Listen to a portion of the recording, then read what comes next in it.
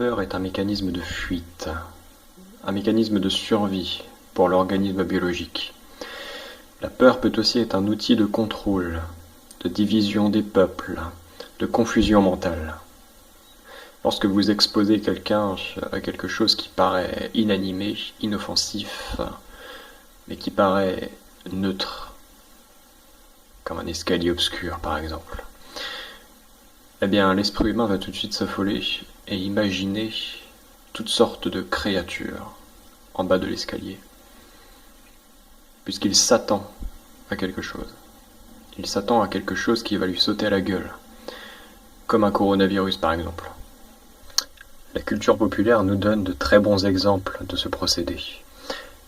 Il y a 10 ans, un jeu était sorti sur PC. Ce jeu s'appelait SCP-087. Ce jeu, en fait, et les développeurs ne se sont pas cachés de le dire, il s'agissait d'une expérience.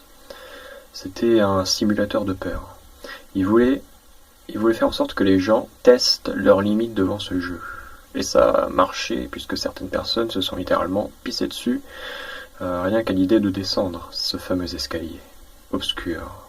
De nos jours, en 2020, la peur a pris la forme d'un écran sur lequel est diffusées les informations BFM TV, ITV et toutes sortes d'autres chaînes en boucle, qui tournent en boucle. Et il n'y a qu'à juste se poser la question pourquoi ces chaînes tournent en boucle, puisque c'est très étrange. Pourquoi les informations tournent en boucle?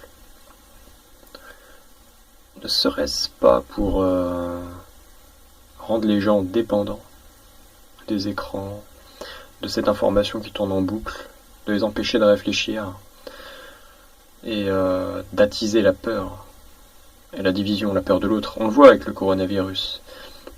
On l'a vu avec le dernier confinement,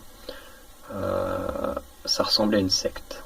C'est exactement le même procédé qu'une secte. L'isolation sociale, la peur de l'autre, remplir une charte pour sortir, et toute autre sorte de choses. Le port obligatoire du masque, ça ressemblait vraiment à une secte.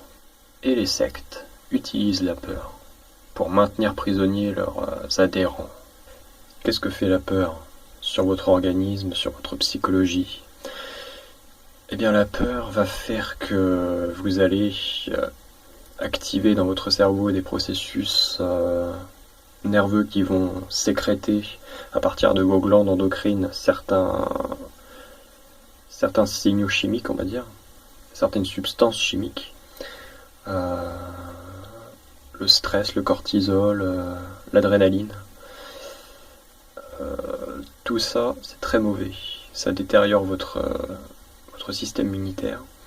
Ça acidifie votre corps. L'acidification de votre corps fait que votre corps va puiser ses nutriments dans les os, dans les ongles. C'est pour ça que la plupart des gens qui sont stressés ont des ongles en mauvais état. Dans vos muscles, dans vos cheveux, dans votre cœur. Voilà où votre corps va puiser ses nutriments si vous êtes stressé et donc acide. Votre système immunitaire part complètement en couille. C'est le cas de le dire. Ce qui fait que vous avez beaucoup de chances du coup de choper le coronavirus. Vous avez plus de chances de mourir du stress que de mourir du coronavirus en fait. Puisque le stress c'est principalement la conséquence d'un mauvais environnement immunitaire.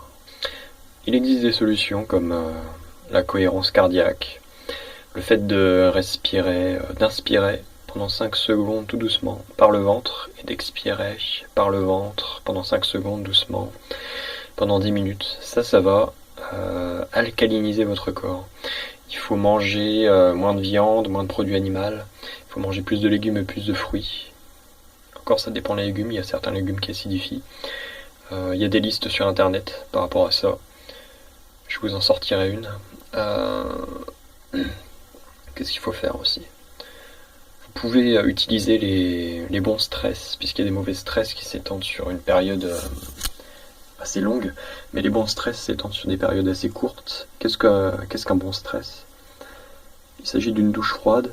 3 minutes de douche froide, ça va vous faire l'effet d'un café, enfin de 3 cafés on va dire, voire 6 cafés. C'est assez efficace. Qu'est-ce qu'il y aura d'autre? Rien que le fait de ne plus avoir de pensée, d'être en vacuité, ça c'est très efficace. Ça va stopper le monologue mental, vous allez arrêter de stresser, de repasser des schémas en boucle. C'est efficace, ça marche aussi.